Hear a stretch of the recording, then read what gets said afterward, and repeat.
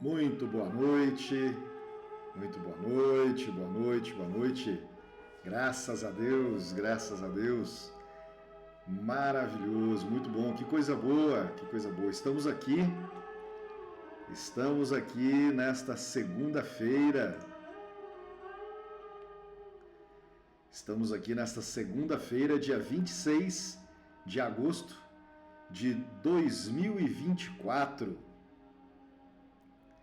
19 horas, segunda-feira, os caminhos de Paulo.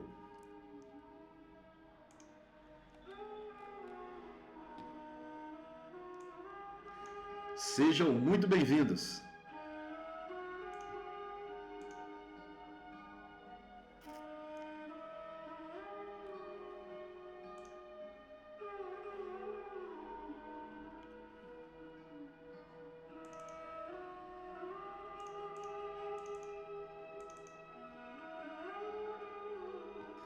Sejam muito bem-vindos, os caminhos de Paulo. Estamos hoje no programa número 10. Sejam muito bem-vindos.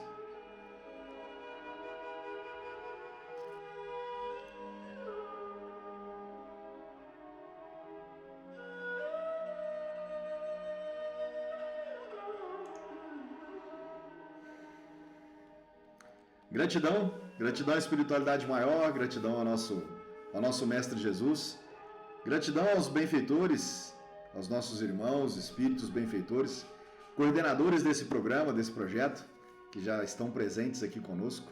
Graças a Deus, gratidão. Gratidão aos nossos guias e mentores espirituais, gratidão ao nosso anjo guardião, gratidão à Associação Espírita Caritas, que nos permite esse espaço para trazer para vocês aqui um pouco mais de conhecimento, um pouco mais de orientação, um pouco mais de recursos para que a gente possa nos desenvolvermos, aprimorarmos os nossos conhecimentos e que a gente possa evoluir um pouquinho mais espiritualmente, evoluirmos um pouco mais moralmente, não é? Então sejam muito bem-vindos, graças a Deus, estamos aqui para mais um programa, Os Caminhos de Paulo. Hoje o nosso programa de número 10.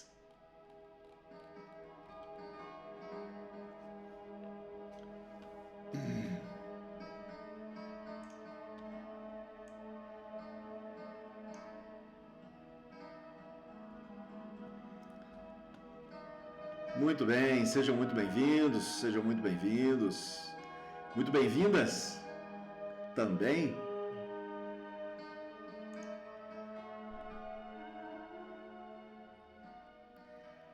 Os Caminhos de Paulo. Hoje o nosso programa número 10. Estou muito grato nesse nosso programa número 10, graças a Deus, avançamos bastante. E nos primeiros programas a gente procurou colocar aqui para vocês, né, um pouco da história de Saulo, um pouco da história de Paulo, um pouco da sua transformação. E a minha intenção sempre foi colocar aqui para vocês, desmistificar a presença de Paulo nesse movimento cristão. Desmistificar aquela figura de Paulo, uma figura que sempre foi vista como uma figura de um ser perseguidor, de um ser durão, de um ser de coração ruim, né? O grande perseguidor dos cristãos.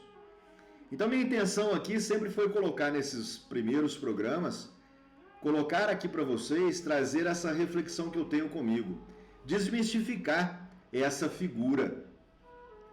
Desmistificar essa figura de Paulo, essa figura do homem perseguidor, do homem ruim, né?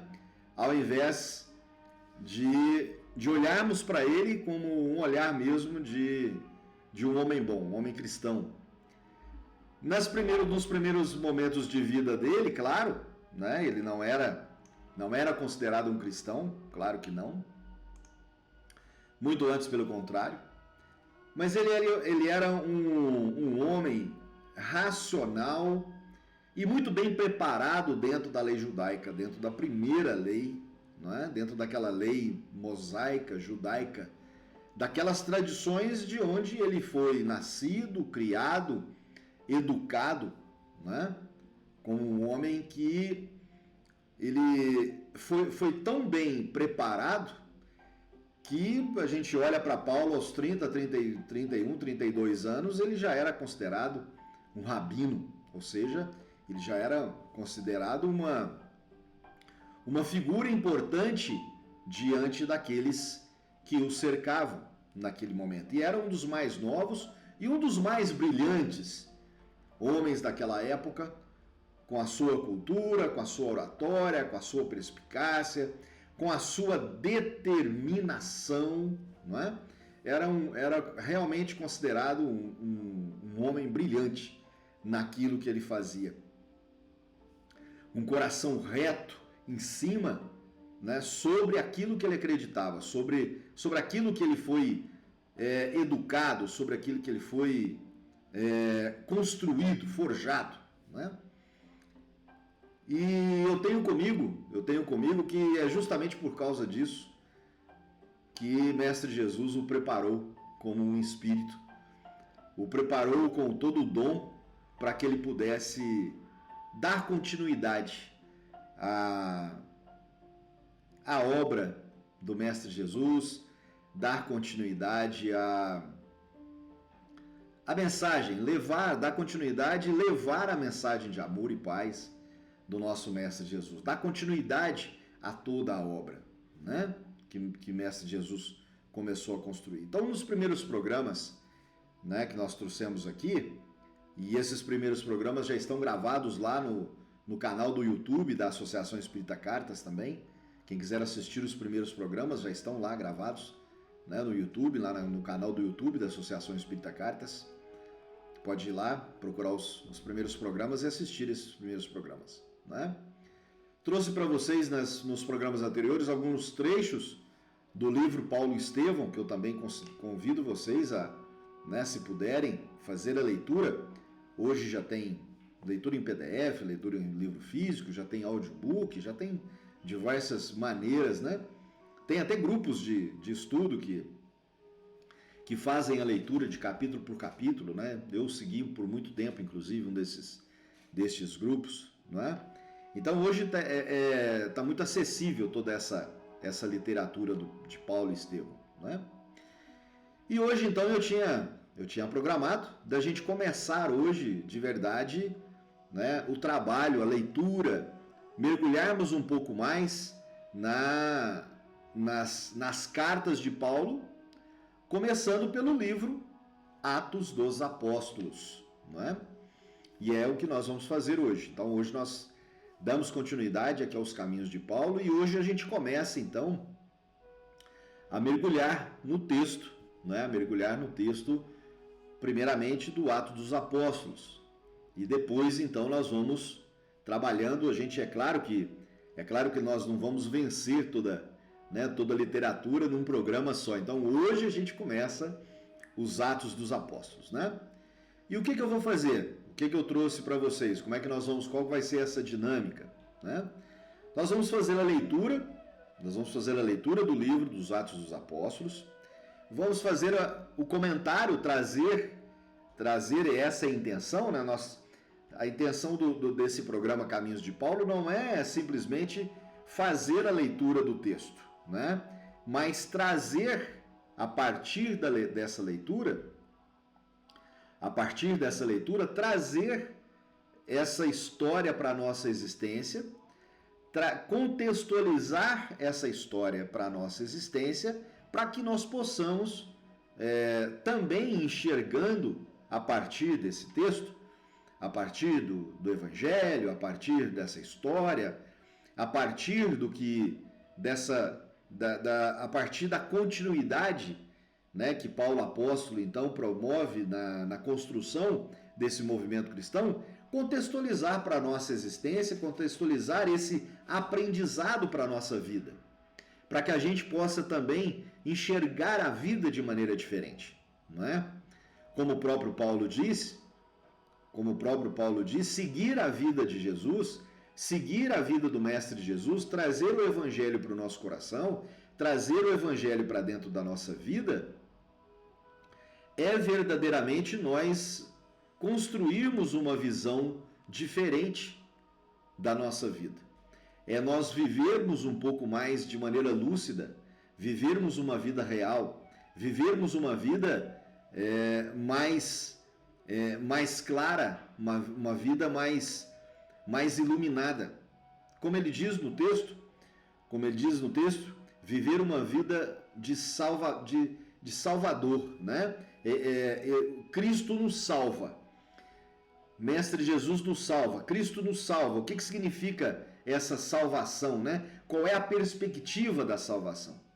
A perspectiva da salvação é justamente nós termos uma vida mais iluminada, uma vida mais lúcida, uma vida mais desperta, ok? Então essa é a nossa intenção, esse é o nosso objetivo aqui com os caminhos de Paulo. Passando agora, a gente começa então a fazer a leitura dos Atos dos Apóstolos, depois estudar cada uma das cartas, não é? Destinada àquelas comunidades por onde Paulo passava e construía então a sua história. E verificando isso paralelamente também as dificuldades que Paulo foi encontrando e desenvolvendo essa conexão de Paulo com o Mestre Jesus. E, se possível, eu convido todos vocês a estarem aqui conosco, construindo essa conexão com o Mestre Jesus também, né? Então, a partir da história, a partir desse conto, a partir dessa narrativa, a partir desse conhecimento dessa história de Paulo, nós também podemos mudar a nossa vida. Nós também trazemos para a nossa vida essa lucidez, trazer para a nossa vida essa vida mais real, não é? Essa vida mais desperta, essa vida mais lúcida para a nossa existência. Criando em nós esse fortalecimento espiritual, esse desenvolvimento moral, para que a gente possa ter mais recursos, mais condições, para que a gente possa vencer as nossas provas, as nossas expiações. Então essa é a nossa intenção aqui com esse trabalho, com esse programa, né? Os Caminhos de Paulo. Não é assim? Então, primeiramente, começando essa nossa jornada, né?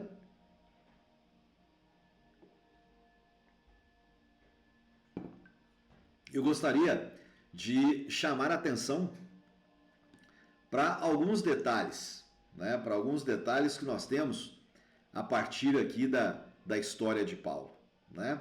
A partir dessa história, a partir desse texto de Atos dos Apóstolos, ok?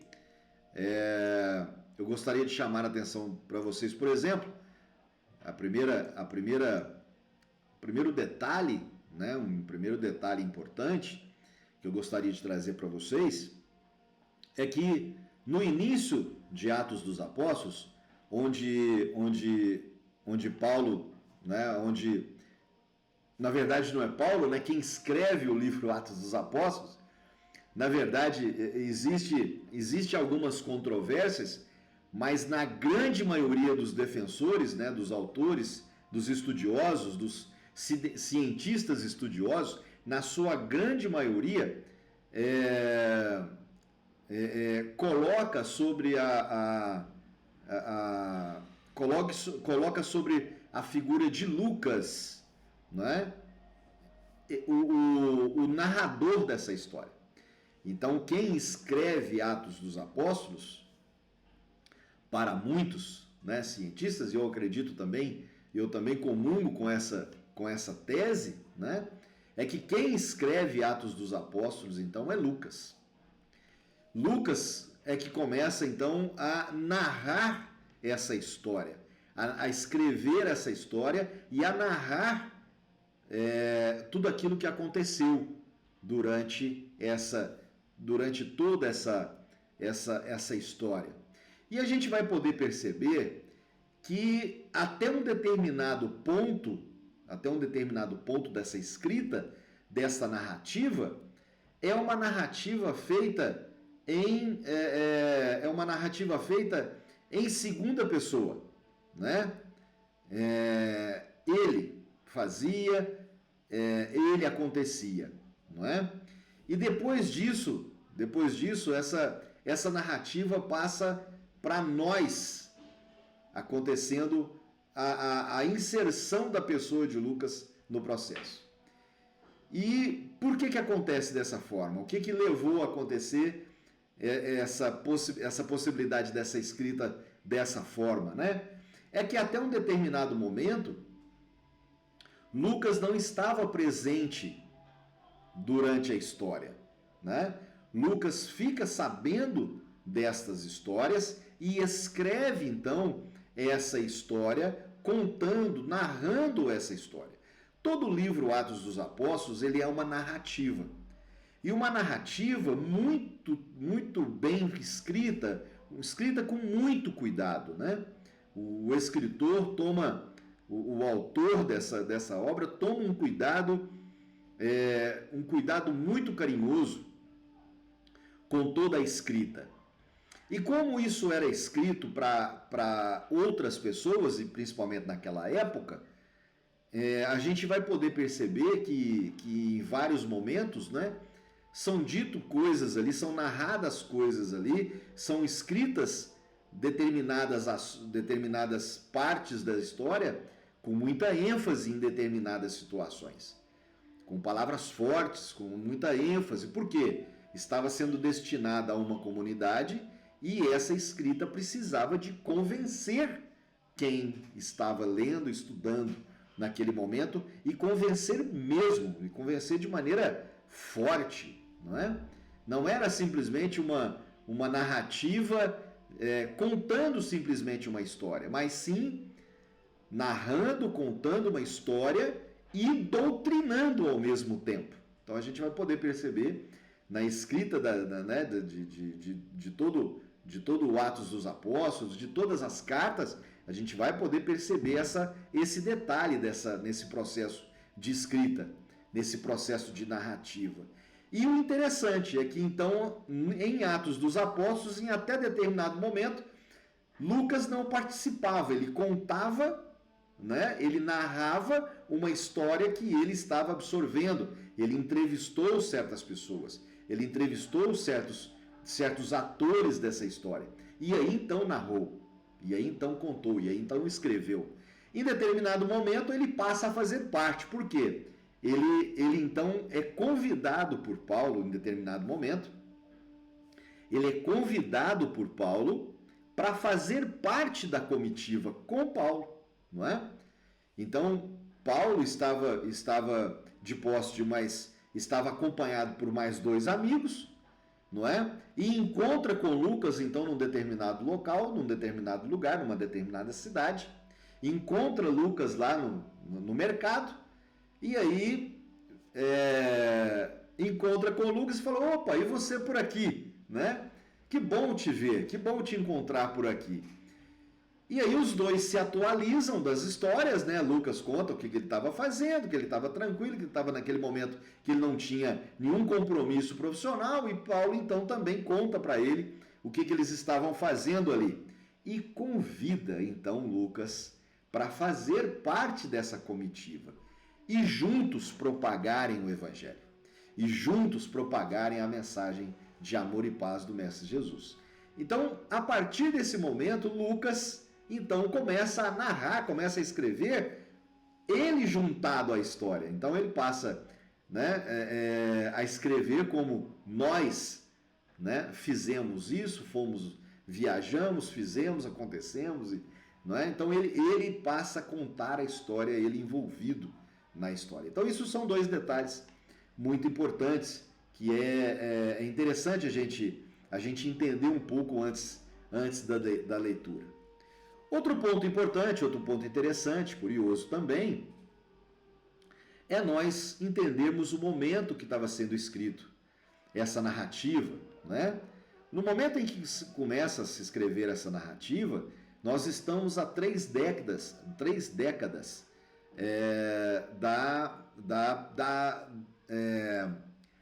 da passagem do Mestre Jesus, né?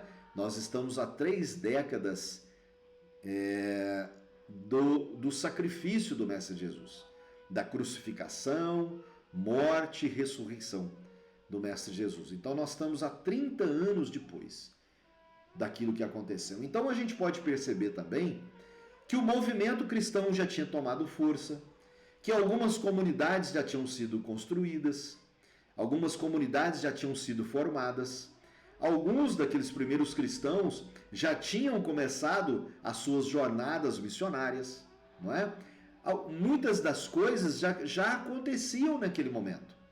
A doutrina cristã, né, esse movimento cristão já tinha tido início, não é?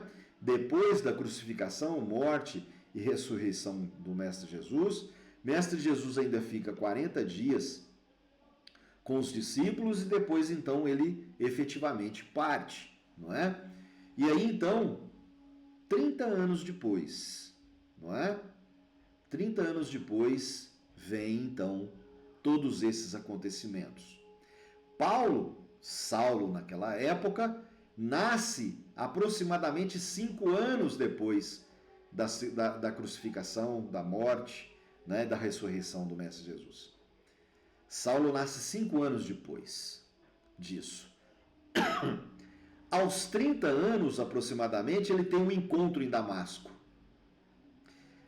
Depois desses 30 anos do encontro de Damasco, ele passa 14 anos peregrinando e recebendo informações dos primeiros discípulos, aprendendo sobre o Evangelho, se transformando, passando por uma reforma íntima.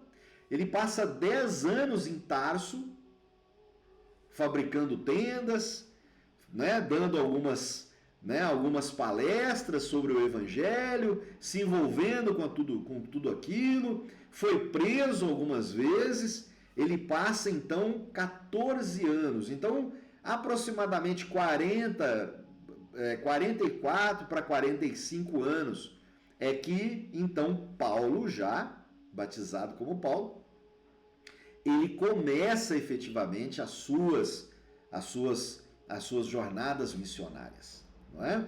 Então a gente vai poder perceber tudo isso em Atos dos Apóstolos, né? A gente vai poder perceber toda essa história acontecendo durante a leitura de Atos dos Apóstolos. Então é importante, são detalhes importantes, interessantes a gente observar, né, esse movimento dessa leitura. O foco dos Atos dos Apóstolos, outro ponto importante, o foco do Atos dos Apóstolos também é justamente a participação de Paulo nessa propagação da mensagem do Mestre Jesus, né? E principalmente, o que significa seguir os ensinamentos de Jesus? O que significa isso para nós, para a nossa vida? O que significa seguir os mandamentos de Jesus? O que significa nós trazermos o Evangelho para dentro do nosso coração? O que significa trazer o próprio Jesus para dentro do nosso coração? O que significa trazer Jesus para dentro da nossa vida? O que significa isso? Significa, por exemplo, ter uma vida mais leve? Ter uma vida sem sacrifícios? Muitos podem pensar dessa forma, né? Muitos talvez possam pensar dessa forma. Eu vou começar a seguir a vida de Jesus, então minha vida vai se transformar, né?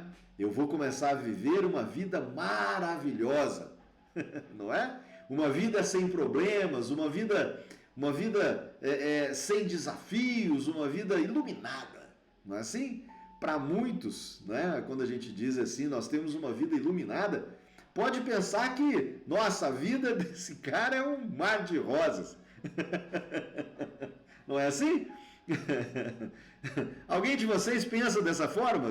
Depois vocês colocam aí para mim. Vamos interagindo aqui com essa história toda. Quem acredita aí, né? Quem acredita aí que seguir a vida do Mestre Jesus é viver uma vida num mar de rosas, é viver uma vida de férias. Não é? Quem sabe? O que vocês acham? Coloquem aí para mim, o que vocês acham? Se seguir o Jesus é seguir uma vida, né, uma vida de férias.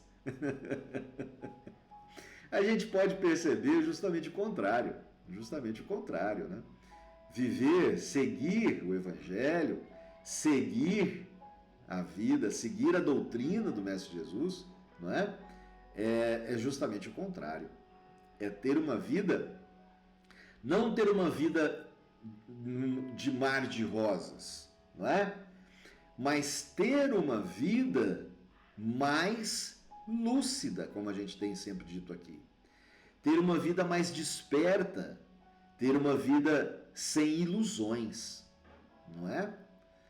Nós somos muitas das vezes, nós somos muito protegidos, mas não livrados dos desafios, das dificuldades da nossa vida, das nossas provas, das nossas expiações. Nós não somos livrados disso. Muito antes, pelo contrário. Existem os nossos desafios para que a gente possa amadurecer, para que a gente possa se esforçar e amadurecer. É para isso que existe. Agora, nós somos muito mais bem preparados para poder enfrentar estes desafios. Esse é o segredo. Viver uma vida com o Mestre Jesus, trazer o Mestre Jesus para a nossa vida, e isso nós observamos muito isso na história de Paulo, e Atos dos Apóstolos e as 13 cartas, então tem esse foco de mostrar então a participação de Paulo em todo esse movimento cristão e mostrar o que significa seguir Jesus para nós, que é então seguir uma vida, ter uma vida salva. Não dispersa dos desafios, mas termos uma vida mais preparada para enfrentarmos os desafios. Não é? Isso é muito importante nós entendermos isso, não é? Não significa que viver uma vida com o Mestre Jesus seja uma vida de sacrifício, não significa necessariamente isso, e nem pelo sacrifício, também não significa isso.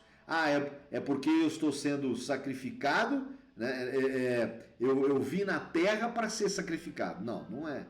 Não é bem assim. Não é assim que funciona, não é? Nós viemos à terra para que nós possamos evoluir.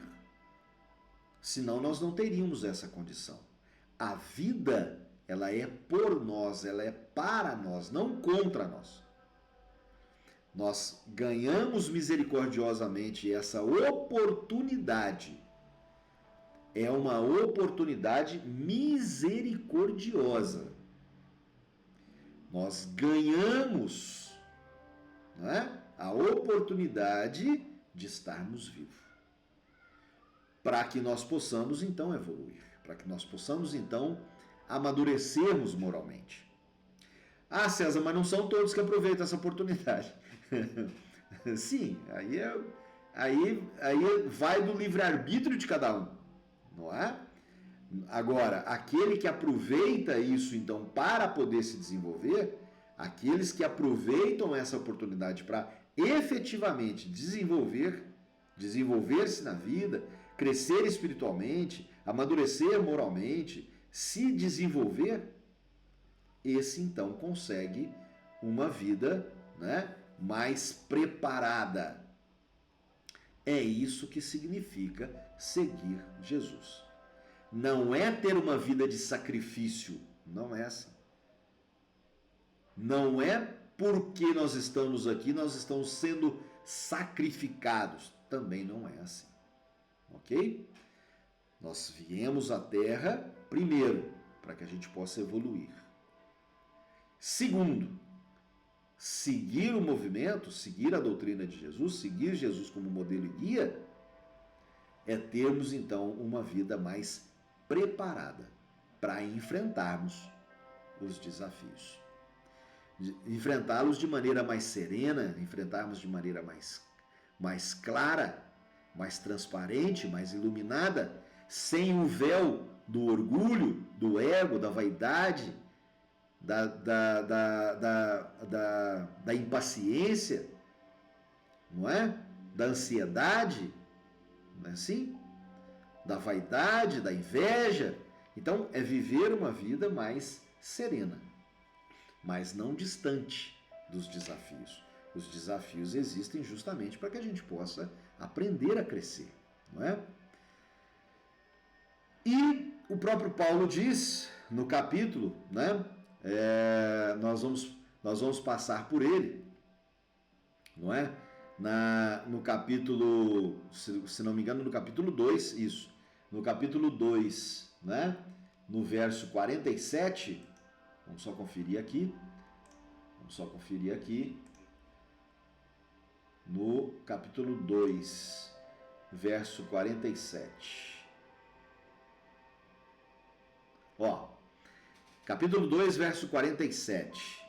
Louvando a Deus e caindo na graça de todo o povo, e todos os dias acrescentava o Senhor à igreja aqueles que se haviam de salvar. Então era acrescentado todos os dias na comunidade, né? Igreja significa aí em grego, né?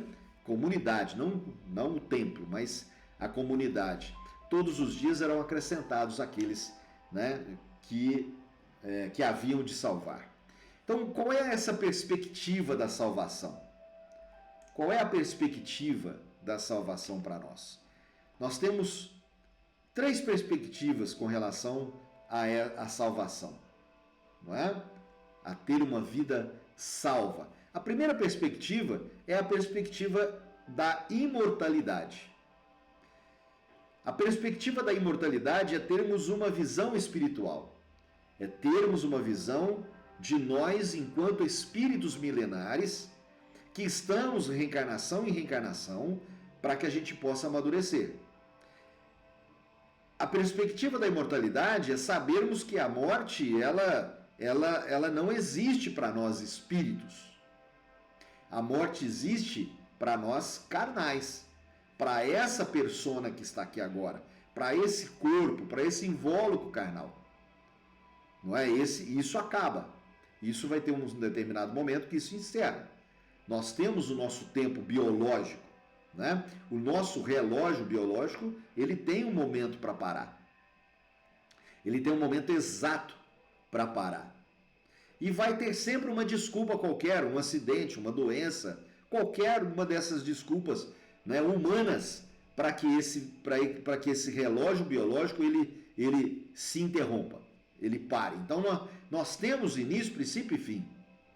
Então esse invólucro carnal ele tem o momento dele se encerrar. Essa máquina ela funciona até um determinado momento, não é? E o espírito? Então essa é a nossa primeira perspectiva. O espírito continua. A vida continua. A vida é eterna. E o que nós precisamos de fazer aqui na vida? Nós precisamos de aprender a viver. Esse espírito que está aqui na Terra, ele precisa de aprender. Ele precisa de se desenvolver. Ele precisa de amadurecer. Ele precisa de avançar espiritualmente, avançar moralmente. Porque quando formos daqui para outro mundo, quando passarmos para o nosso universo, quando nós passarmos para a nossa casa espiritual, quando nós retornarmos à nossa pátria espiritual, nós daremos continuidade à nossa vida. E aí, quem estará do outro lado? Estará então esse espírito amadurecido, evoluído, transformado, diferente daquele que começou. Nós daremos continuidade. Do outro lado, nós temos também uma missão do outro lado. Então isso também continua, não é? Então essa é a nossa primeira ótica, essa é a nossa primeira perspectiva em relação a termos uma vida salva. A perspectiva da salvação, não é? Então trazer para dentro de nós o modelo do Mestre Jesus, seguir Jesus então, seguir esse Cristo em nossa vida, é aprendermos a viver. A morte carnal, ela nada mais é do que um selo de qualidade. Nós vamos receber esse selo de qualidade quando a gente morrer? Quando nós tivermos essa morte carnal, nós vamos receber esse selo de qualidade? Nós vamos receber esse selo de conformidade? Nós tivemos uma vida conforme? Nós realizamos aquilo que precisava de realizar? Nós cumprimos com o nosso propósito? Nós trabalhamos na obra do Mestre Jesus? Então, se alguém ainda tem alguma dúvida com relação a isso, comece agora. Comece agora, né? Já comece a fazer esse exercício agora. Ah, César, como é que eu faço isso? Já pega em suas mãos aí o Evangelho e faça o Evangelho todos os dias. O Evangelho, ele é o nosso código de conduta. É o código de conduta. Se você seguir aquilo lá, é exatamente o que precisa de seguir. Se você tem o Evangelho segundo o Espiritismo, abra lá no capítulo 17. Sedes perfeitos. Lá no item 3, o homem de bem, você tem ali um passo a passo. Tem 22 passos ali para você poder seguir. Pegue lá, se você tiver em casa, se não tiver, adquira o Evangelho segundo o Espiritismo, lá na biblioteca da Associação Espírita Cartas, tem lá para ser adquirido. E você de quebra ainda ajuda, né, a associação. Não é isso? Compre lá o Evangelho segundo o Espiritismo, vai lá no capítulo 17, anota aí. Capítulo 17, item 3, sedes perfeitos, o homem de bem. Você tem lá 22 passos que te ensinam o que é ser um homem de bem. O que é seguir Jesus? O que é seguir o Cristo em sua vida? O que é você ter uma visão espiritual da sua vida? A segunda perspectiva é justamente isso que nós acabamos de dizer, a vida como uma oportunidade de crescimento. Então nós entendermos isso, que nós estamos aqui vivos, porque nós recebemos isso misericordiosamente. A vida é uma oportunidade de estarmos aqui para crescer. E uma terceira perspectiva com relação à salvação. O estabelecimento de prioridades. Saber que essa vida continua, nós começamos a entender que o nosso tempo é preciosíssimo. O nosso tempo aqui na Terra, ele é preciosíssimo. Não dá para perder tempo. E aí, então, nós precisamos de definir prioridades na nossa vida. Nós precisamos de definir os nossos compromissos de desenvolvimento espiritual e moral aqui nesse momento, aqui nessa vida, enquanto você está tendo a oportunidade de estar aqui. Porque encerrado esse momento, queridos e queridas, nós não sabemos qual será o próximo passo. Nós sabemos que nós iremos lá para a nossa pátria espiritual. E depois? Não se encerra. O nosso aprendizado não para por aqui. Nós precisamos de dar continuidade. Onde nós vamos dar continuidade? Eu já fiz esses comentários várias vezes no Evangelho nosso de manhã, às 6 horas da manhã, no programa Despertar, eu já fiz esse comentário várias vezes. Depois que nós passarmos dessa vida para o mundo espiritual, muitos não voltarão encarnados para o planeta Terra. Por quê? Muitos de nós, eu também não sei, né? Quanto a mim, mas muitos de nós não voltará mais para o planeta Terra. Por quê? Porque o planeta Terra é um planeta em regeneração. Nós estamos passando por um período de regeneração. Nós entraremos daqui a pouco, não é? Daqui a 30 anos, mais ou menos, efetivamente, segundo o que os cientistas, né, colocam, que nós estaremos entrando efetivamente no período de planeta em regeneração, ou seja, nós deixamos de ser um período, nós deixamos de ser um planeta de provas e expiações e passaremos para o planeta em regeneração. O planeta de provas e expiações é onde ainda prevalece, existe o bem e o mal, mas prevalece muito o mal, não é? A gente tem visto aí esses últimos acontecimentos, não é? A gente pode perceber com relação a esses últimos acontecimentos, não é? Os incêndios criminosos, as discussões calorosas em torno da política, as polarizações que existem, não é? No mundo inteiro, as guerras, as disputas por ego. Então a gente ainda acompanha muito isso.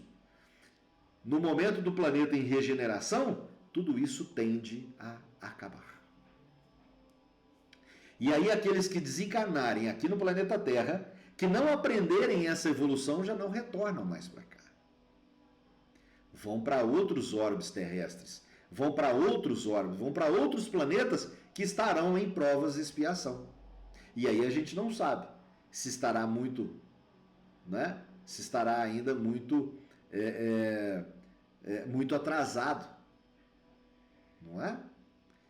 Então, precisamos de ter essa perspectiva, não é assim? Precisamos de aprender aqui agora com essa oportunidade que nós estamos tendo. Então nós precisamos de definir algumas prioridades. Precisamos de definir o nosso tempo. Precisamos de aprender a definir algumas prioridades aqui e agora. Percebem isso? Salvar, então, anotem aí. O que é salvar? O que é ter uma vida salva? Ter uma vida salva nada mais é do que ter uma vida regenerada. É ter uma vida instruída. É ter uma vida educada. Para que a gente possa se aperfeiçoar. E aí então seguirmos para a vida eterna. Seguirmos para a nossa pátria espiritual.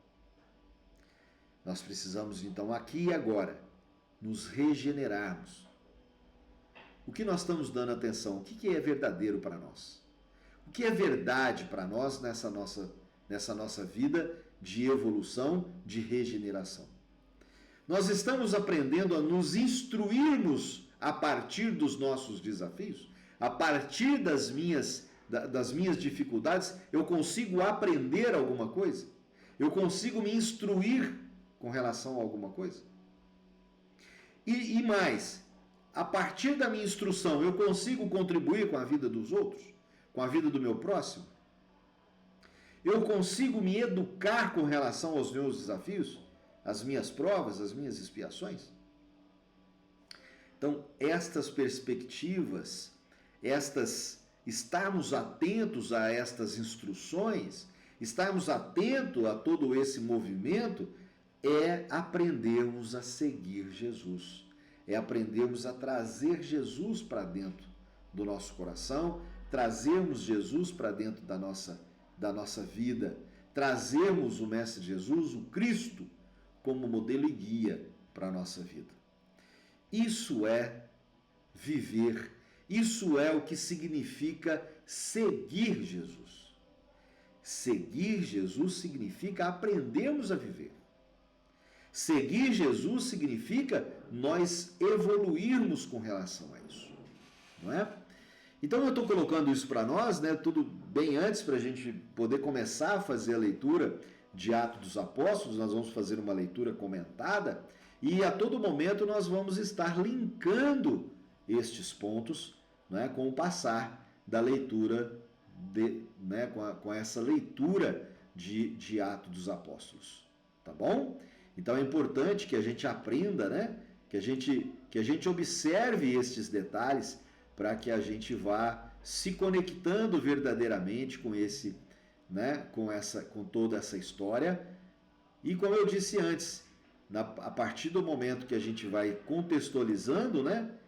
Nós vamos trazendo toda essa verdade para dentro da nossa história. Não é assim? Isso é extremamente importante para nós, para que a gente possa ampliar as nossas perspectivas com relação a isso que a gente acabou de trazer para nós. Não é isso? Volto a repetir, qualquer dúvida que vocês tiverem, né, pode ir compartilhando conosco também, pode ir participando aí, né?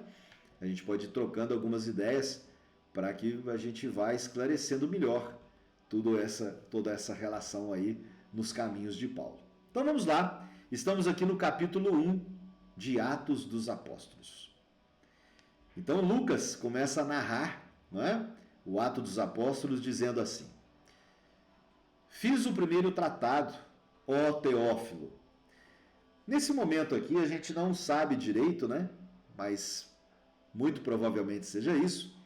Teófilo, amigo de Cristo, né? Teófilo, essa palavra tel, né? É Deus, na verdade não é Cristo, é Deus. Tel é Deus, filho, né? Amigo de Deus. Então a gente acredita, né, que Paulo está dizendo para os amigos de Deus. Não é assim? Então fiz o primeiro tratado, ó Teófilo, né, acerca de tudo que Jesus começou, não só a fazer, mas a ensinar. Então aqui Lucas narrando, não é assim? O que Paulo fazia. Até o dia em que foi recebido em cima, depois de ter dado mandamentos pelo Espírito Santo, aos apóstolos que escolhera, aos quais também, depois de ter padecido, se apresentou vivo com muitas e infalíveis provas, sendo visto por eles por espaço de 40 dias, e falando das coisas concernentes ao reino de Deus. Então aqui, né, Lucas narrando que o Mestre Jesus, depois da sua morte, depois da sua crucificação e morte, né? Crucificação e morte e ressurreição, até o dia que ele foi recebido em cima, né? Então até o dia que ele foi elevado ao céu, depois de ter dado os mandamentos pelo Espírito Santo aos apóstolos que escolhera.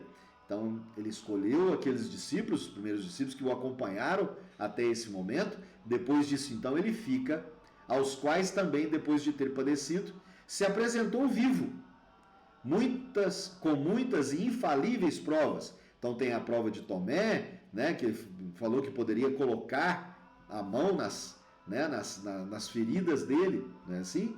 E várias outras provas, sendo visto por eles por um espaço de 40 dias. Então, Mestre Jesus ainda fica com eles 40 dias para provar para eles que ele ressuscitou, que ele reencarnou. Não é? Para que os discípulos acreditassem nisso. E nós, acreditamos no Mestre Jesus? Nós temos essa fé, né? Nós temos essa confiança de que Jesus existe em nossa vida? Ou também nós seremos precisos de que Ele esteja em nossa frente para que a gente possa colocar a mão nele, para que nós possamos tocar nas suas feridas? Mestre Jesus ficou 40 dias ainda com seus discípulos, né? Com os primeiros cristãos. E estando com eles, determinou-lhes que não se ausentassem de Jerusalém, ficassem em Jerusalém, mas que esperassem a promessa do Pai. Que disse ele: de mim ouvistes. Porque, na verdade, João batizou com água, mas vós sereis batizados com o Espírito Santo. Quando o Mestre Jesus parte, uma das últimas coisas que ele coloca para os discípulos foi isso: olha, o meu Pai vai ainda mandar o Consolador, que é o Espírito Verdade, que é o Espírito Santo. Então, João batizou com água, mas todos eles seriam batizados pelo Espírito Santo, que é Pentecostes, né? Não muito depois desses dias. Aqueles, pois, que se haviam reunido, perguntaram-lhe, dizendo: Senhor, restaurarás tu nesse tempo o reino de Israel? Muitos ainda não acreditavam. Achavam que ele ia reconstituir pedra sobre pedra, reconstituir os templos, os prédios, não é? Muitos ainda não tinham entendido que era uma reconstrução espiritual. E disse-lhes, percebe que então a narrativa, né? Disse-lhes, ele não estava presente, ele tinha entrevistado muitos e e vários contado para ele essa história. E disse-lhes: não vos pertence saber os tempos ou as estações que o Pai estabeleceu pelo seu próprio poder. Quantas vezes a gente fica querendo as coisas do nosso tempo, né? As nossas ansiedades, não é assim? Vocês já devem ter ouvido esse ditado várias vezes, né? O tempo nosso, o tempo de Deus é diferente do nosso tempo. Então, olha só. Mestre Jesus coloca para os apóstolos, coloca para os seus discípulos: não vos pertence saber dos tempos. Nós, por exemplo, sabemos que esse relógio biológico vai acabar. Imagina se a gente pudesse saber. Quando é que eu vou morrer? Quando é que eu vou partir? Quando é que nós vamos daqui para a nossa pátria espiritual? Não é? Será que a gente pudesse saber? Será que, se você pudesse saber, o que você faria? O que você faria? O que eu faria? Não é? Nós não sabemos dos tempos, nem podemos saber, porque ainda somos muito ignorantes. Nós ainda somos muito ignorantes com relação a muitas coisas. Nós não sabemos administrar isso. Nós não sabemos administrar os nossos próprios martírios. Nós não sabemos administrar os nossos sacrifícios. Quiçá saber administrar o nosso tempo final. Então, ainda bem que nós não sabemos. Mas recebereis a virtude do Espírito Santo, que há de vir sobre vós, e ser-me-eis testemunhas, tanto em Jerusalém, como em toda a Judéia e Samaria, e até aos confins da terra. Isso acontece também até hoje. Nós somos testemunhas do Espírito Santo até hoje na nossa vida. E quando dizia isto, vendo eles,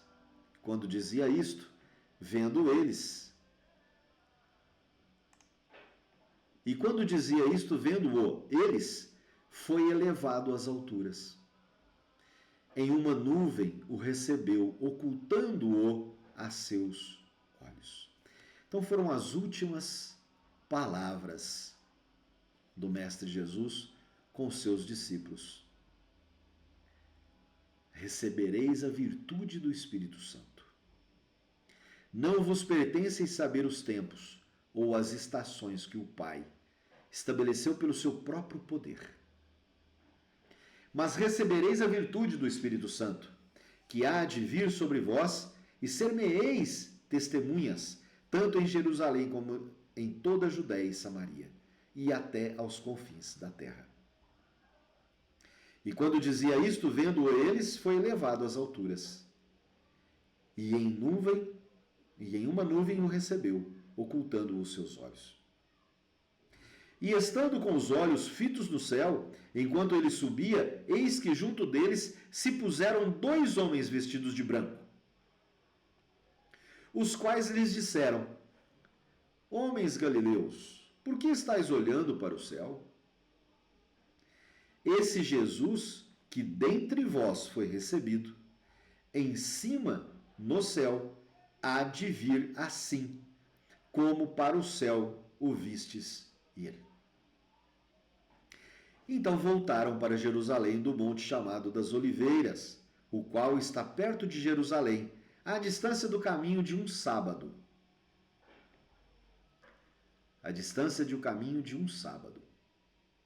E entrando subiram ao cenáculo onde habitavam Pedro e Tiago, João e André, Felipe e Tomé, Bartolomeu e Mateus, Tiago, filho de Alfeu, Simão, o Zelote, e Judas, o irmão de Tiago. Todos estes perseveravam unanimemente em oração e súplicas com as mulheres e Maria, mãe de Jesus, e com os seus irmãos. E naqueles dias, levantando-se Pedro no meio dos discípulos, ora em multidão junta era de quase 120 pessoas, disse: homens e irmãos, convinha que se cumprisse a Escritura que o Espírito Santo predisse pela boca de Davi, acerca de Judas, que foi o guia daqueles que prenderam a Jesus. porque foi contado conosco e alcançou sorte nesse ministério. Ora, se adquiriu um campo com o galardão da iniquidade, e precipitando-se, rebentou pelo meio, e todas as suas entranhas se derramaram. E foi notório a todos os que habitam em Jerusalém, de maneira que na sua própria língua esse campo se chama Acéldama, isto é, campo de sangue. Porque no livro dos Salmos está escrito: fique deserta a sua habitação, e não haja quem nela habite, e tome outro seu bispado. É necessário, pois, que dos homens que conviveram conosco todo o tempo em que o Senhor Jesus entrou e saiu dentre nós, começando desde o batismo de João até ao dia em que de entre nós foi recebido em cima, um deles se faça conosco testemunha da sua ressurreição. E apresentaram dois, José, chamado Barsabás, que tinha por sobrenome o Justo, e Matias. E orando disseram: Tu, Senhor, conhecedor dos corações de todos, mostra qual destes dois tem escolhido, para que tome parte nesse ministério e apostolado, de que Judas se desviou para ir para o seu próprio lugar. E lançando-lhe sortes, caiu a sorte sobre Matias. E por voto comum foi contado com os 11 apóstolos. Então Matias acaba de entrar, então, não é? Para os 12. Não é assim? Gostaria de salientar aqui o versículo: mas receberás a virtude do Espírito Santo, que há de vir sobre vós, e ser-me-eis testemunhas, tanto em Jerusalém, como em toda a Judéia e Samaria, e até aos confins da terra. Ou seja, o testemunho, né, que nós havemos de dar a partir do nosso Espírito Santo, a partir do Espírito Santo que está sobre nós. Gostaria de trazer para nós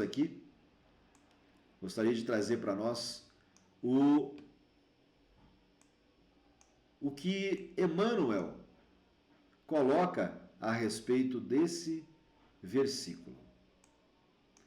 Justamente a partir desse versículo. Emmanuel coloca, não é? O Emmanuel, nós temos uma coleção onde o espírito de Emmanuel é psicografado por Chico Xavier, não é? Nós temos uma coleção que é Emmanuel comentando os evangelhos, né? E eu sempre vou trazer para nós aqui também um comentário de Emmanuel com relação a todo esse nosso estudo, a todo esse estudo dentro aqui do nosso programa Caminhos de Paulo, ok? Emmanuel então destaca esse versículo, o versículo 8 do capítulo 1 de Atos dos Apóstolos. E Emmanuel nos traz assim: como testemunhar? Realmente Jesus é o Salvador do mundo, mas não libertará a terra do império do mal sem a contribuição daqueles que lhe procuram os recursos salvadores. Jesus é o Salvador do mundo, mas não libertará a terra do império do mal sem a nossa contribuição. Nós somos atores principais, nós somos soldados, nós somos os trabalhadores da última hora. Então o Mestre Jesus precisa da nossa contribuição. Veja, ele não depende da nossa contribuição, ok? Senão não seria Deus, não é? Deus não precisa, ele não depende da nossa contribuição. Mas ele nos convida, por isso ele nos salva, por isso ele nos elucida a vida, por isso ele nos desperta, por isso ele nos traz o Espírito Santo, por isso ele nos batiza com o Espírito Santo, por isso ele nos dá a virtude do Espírito Santo, para que nós possamos contribuir com a obra do bem. Então ele nos convida a esse trabalho, a contribuir com essa obra. O Divino Mestre, portanto, precisa de auxiliares que com suas atribuições de prepostos e testemunhas em toda parte. É impraticável o aprimoramento das almas. Sem educação, a educação exige legiões de cooperadores. É impraticável o aprimoramento das almas. Sem educação, e a educação exige legiões de cooperadores.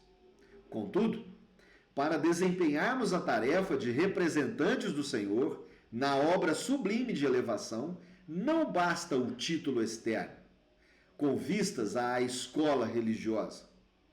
Indispensável é a obtenção de bênçãos do alto, por intermédio da execução de nossos deveres, por mais difíceis e dolorosos, as nossas provas e as nossas expiações.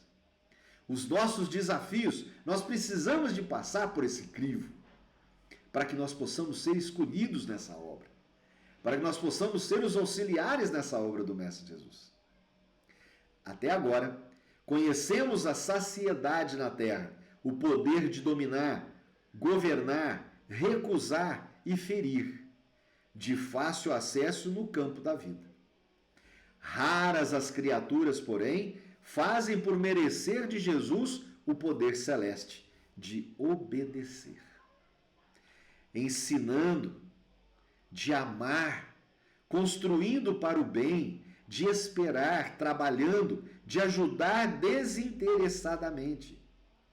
Sem a recepção de semelhantes recursos que nos identificam com o trabalhador divino, e sem as possibilidades de refleti-lo para o próximo, com espírito e verdade, pelo nosso esforço constante de aplicação pessoal do Evangelho. Podemos personificar excelentes pregadores, brilhantes literatos ou notáveis simpatizantes da doutrina cristã, mas não testemunha dele. Então, olha só que compromisso nós temos, né? O compromisso de testemunhar nessa obra, de sermos testemunhos dessa obra do nosso Mestre Jesus. Agora, para isso, nós precisamos de passar por essa evolução. Nós precisamos de passar por esse crivo das provas e expiações. Muito bem, encerramos aqui mais um Caminhos de Paulo, hoje, segunda-feira. Espero que eu possa ter contribuído um pouco mais aí com o desenvolvimento intelectual, né, de vocês, com a instrução a respeito de Atos dos Apóstolos. Começamos aí hoje, então, a caminhar já dentro do Atos dos Apóstolos, né? E vamos seguir dessa maneira. Na próxima segunda-feira, nós adiantamos um pouco mais dentro do Atos dos Apóstolos, fazendo essa leitura comentada, trazendo e contextualizando isso para a nossa vida, para que a gente possa se preparar um pouco mais e evoluirmos um pouco mais espiritualmente, nos prepararmos um pouco mais moralmente, para que a gente possa, então, efetivamente vencer os nossos desafios e sermos testemunhas na obra do nosso Pai. Graças a Deus, gratidão ao nosso Mestre, gratidão à espiritualidade maior, gratidão ao nosso Mestre Jesus, gratidão aos nossos irmãos benfeitores, colaboradores e coordenadores desse projeto, gratidão aos nossos guias e mentores espirituais, ao nosso anjo guardião, gratidão a todos os irmãos que foram trazidos até aqui, conduzidos até aqui para esse momento de oração, de prece, de trabalho, né, de conexão com o nosso Mestre Jesus e o Evangelho do Mestre Jesus. Gratidão, gratidão. Boa segunda-feira a todos, boa semana. Fiquem com Deus. Beijo no coração e até a próxima segunda-feira. Se Deus quiser.